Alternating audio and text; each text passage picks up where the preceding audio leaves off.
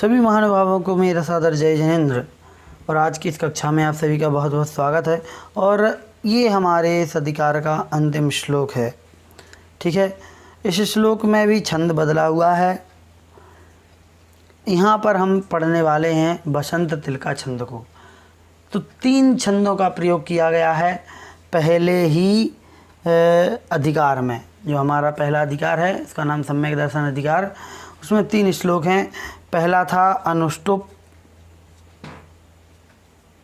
फिर दूसरा आर्या जो अभी पिछले श्लोक तक पढ़ा, और तीसरा जो है वो है बसंत तिलका। ठीक, तो बसंत तिलका को कैसे पढ़ते हैं वो हम आपको अभी पढ़ करके बताते हैं। चलिए शुरू करते हैं। पहले एक एक शब्द का उच्चारण कर लें। देवेंद्र चक्र महिमान ममेयमानम, राजेंद्र चक्रमवनीन्द्र शिरोर्चनीयम, धर्मेंद्र चक्र मधरीकृत सर्वलोकम, लब्ध्वा शिवम च जिन भक्ति रूपैति भव्या। ठीक है, पूरा पढ़ते हैं लय के साथ। देवेंद्र चक्र, ये है इसकी लय। ये भक्तामर की जो लय है ना वो ही इसकी लय है। बसंत तिलका छंद है। ठीक है, तो देवेंद्र चक्र महिमान ममेयमानम, राजेंद्र चक्रमवनीन्द्र शिरोर्चनीयम, धर्मेंद्र चक्रमधरीकृत सर्वलोकम, लब्ध्वा शिवम च जिन भक्ति रूपैति भव्या। ठीक है, अब देखें अर्थ देखते हैं। देवेंद्र चक्र महिमानम अमेयमानम। देवेंद्र अर्थात सौधर्मेंद्र का जो समूह, चक्र मतलब समूह, तो से सौधर्मेंद्र या इंद्रों का जो समूह है उसकी महिमानम, उसकी महिमा को, किस प्रकार की महिमा को, अमेयमानम, यहाँ से आ निकलेगा माँ से, तो अमेयमानम। अमेयमान का मतलब है अपरिमित। अमेय मान, मान मतलब यहाँ घमंड नहीं लिया है। मान मतलब उसका माप, तौल है ना, उसकी जो हम उसकी मात्रा जिसे हम कहते हैं। तो अमेय मानम अर्थात उसका कोई मात्रा नहीं है, ऐसे अपरिमित है ना। इस प्रकार के इंद्रों के समूह की जो महिमा है उसको प्राप्त करता है। राजेंद्र, देखो यहाँ पर भी सम्यक दर्शन की समग्र महिमा का विवेचन हमने दिया है, यहाँ बताया है। ये मतलब कि जो हम पिछले श्लोकों में पढ़ कर के आए हैं उसी को यहाँ पर उपसंहार करते हुए पूरा एक ही श्लोक में बताया गया है कि सम्यक दर्शन क्या क्या प्राप्त कर सकता है, एक सम्यक दृष्टि जीव क्या क्या प्राप्त कर सकता है। तो पहले बताया कि वो स्वर्गों में जाकर के इंद्रों के सुख को भोगता है। तो यहाँ बता दिया कि जो देवेंद्र के जो समूह हैं उनकी जो महान, उनका जो महिमा है वो कैसी महिमा, अपरिमित, ऐसे उस महिमा को प्राप्त करता है। राजेंद्र चक्रम, राजेंद्र अर्थात राजाओं के स्वामी। राजाओं का स्वामी कौन, चक्रवर्ती।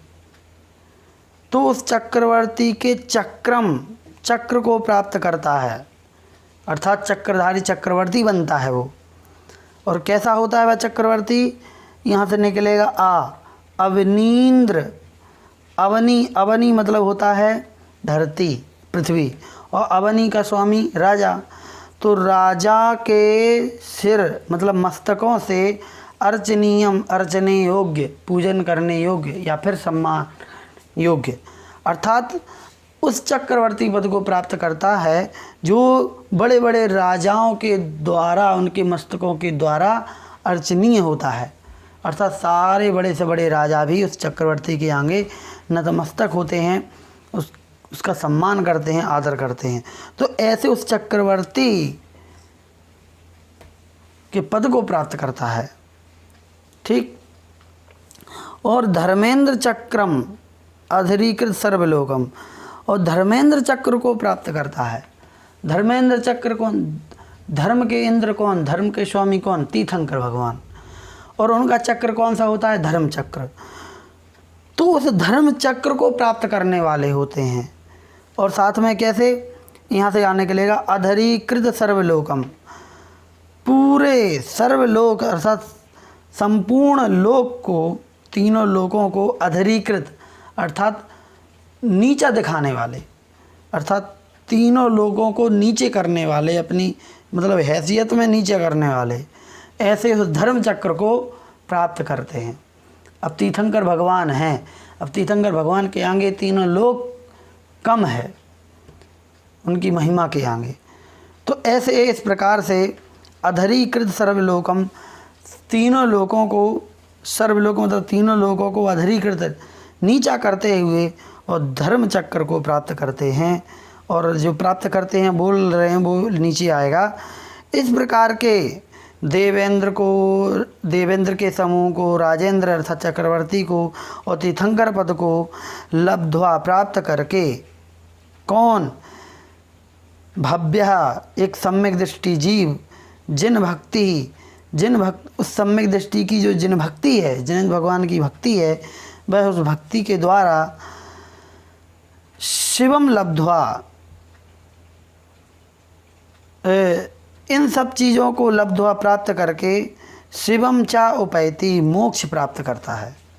ऊपर जो 3 लाइनें बताई कि देवेंद्र, राजेंद्र और धर्मेंद्र, अर्थात स्वर्गों में इंद्र का पद प्राप्त करके, राजेंद्र और चक्रवर्ती का पद प्राप्त करके और धर्मेंद्र अर्थात तीर्थंकर पद को लब्ध्वा पा करके और शिवम चा, यहाँ पर रुपैति जो लिखा है, यहाँ पे एक्चुअली ए डैश लगा दिया हमने, ये एक ही शब्द है।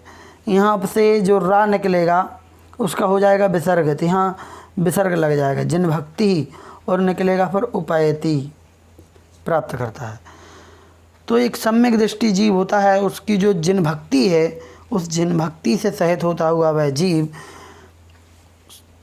इंद्र, चक्रवर्ती और तीर्थंकर पद को प्राप्त करता हुआ शिवम चा उपैति, मोक्ष को प्राप्त करता है। ठीक है।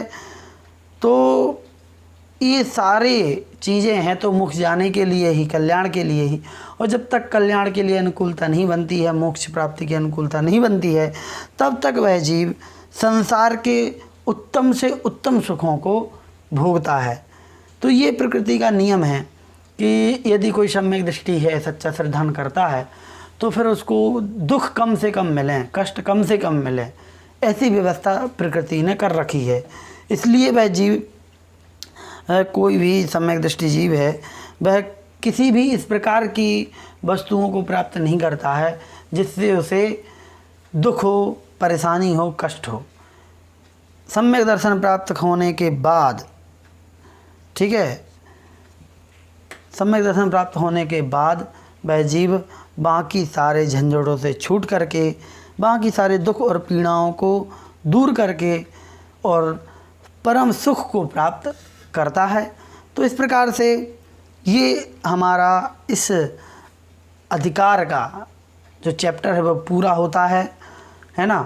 और सम्यक दर्शन की चर्चा पूरे 41 श्लोक में की गई है। सम्यक दर्शन की महिमा बताई गई है कि कैसे कैसे सम्यक दृष्टि जीव सांसारिक सुखों को ही प्राप्त करता है। और अंत तो गत्वा, देखो अंत में श्लोक दिया है, पिछला श्लोक जो 40 नंबर का था, इसका मतलब ही है कि मोक्ष प्राप्ति करना तो उसका अंतिम लक्ष्य है ही, लेकिन यदि बीच की सुख सुविधाएं मिलती हैं तो फिर सोने पे सुहागा ही है, उसमें हमें कोई प्रॉब्लम नहीं होना चाहिए। तो चलिए आज की इस कक्षा को यहीं पर समाप्त करते हैं। आप लोग इस अध्याय को अच्छे से पढ़ें, समझें और मिथ्यात्व से दूर हों। एक किसी ने प्रश्न किया है कि समझ में तो ठीक आ रहा है लेकिन सम्यक दर्शन को प्राप्त कैसे करें। तो देखिए, सम्यक दर्शन कोई बाज़ार की वस्तु तो है नहीं कि कहीं पेड़ पर आम लगा हुआ है तो तोड़ के हम उसको ग्रहण कर लें। हमें अंदर से श्रद्धान जगाना है, विश्वास जगाना है तत्व के प्रति, देव सतगुरु के प्रति। यही हमारा पहला कर्तव्य है। तो अपने कर्तव्यों को पूरा करते हुए, मूल गुणों को पालते हुए और आगे बढ़ते चले जाएं। इसी भावना के साथ जय जिनेंद्र।